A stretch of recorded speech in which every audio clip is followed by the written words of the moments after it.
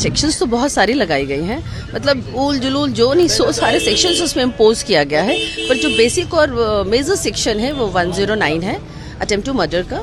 और सबसे सरप्राइजिंग है कि इसमें अभी तो कोई इंजरी, जब एफआईआर रजिस्टर्ड हुआ था तो कोई इंजरी रिपोर्ट भी नहीं आई थी। आनन फानन में एफआईआर आती है, अरेस्टिंग पहले हो जाती है।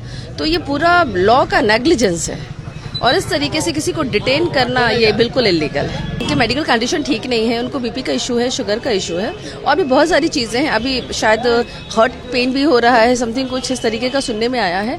तो हम लोगों ने उनके मेडिकल इश्यूज़ के लिए हम लोगों ने पिटिशन मूव किया और हम लोग भी चाह रहे हैं कि उनको एक मेडिकल ट्रीटमेंट में रखा जाए, ऑब्जर्वेशन में रखा जाए। एक्चुअली देखिए, 23 जी का हम लोग बेल फाइल कर रहे हैं और देखिए सेक्शंस तो बहुत सारी लगाई गई हैं, मतलब उल जुलूल जो नहीं सो सारे सेक्शंस उसमें इम्पोज किया गया है।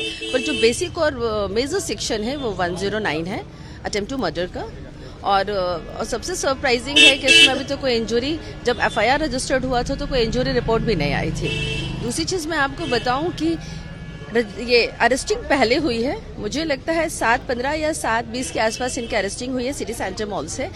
देन 1 बजे या 12:50 या 55 पे एफआईआर आता है गांधी मैदान से। हम लोग सारे लोग एसडीजीएम के आवास पर थे।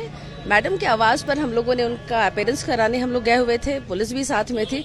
एफआईआर उस समय रात को आती है, आनन फानन में एफआईआर आती है, अरेस्टिंग पहले हो जाती है। तो ये पूरा लॉ का नेग्लिजेंस है और इस तरीके से किसी को डिटेन करना ये बिल्कुल इलीगल है।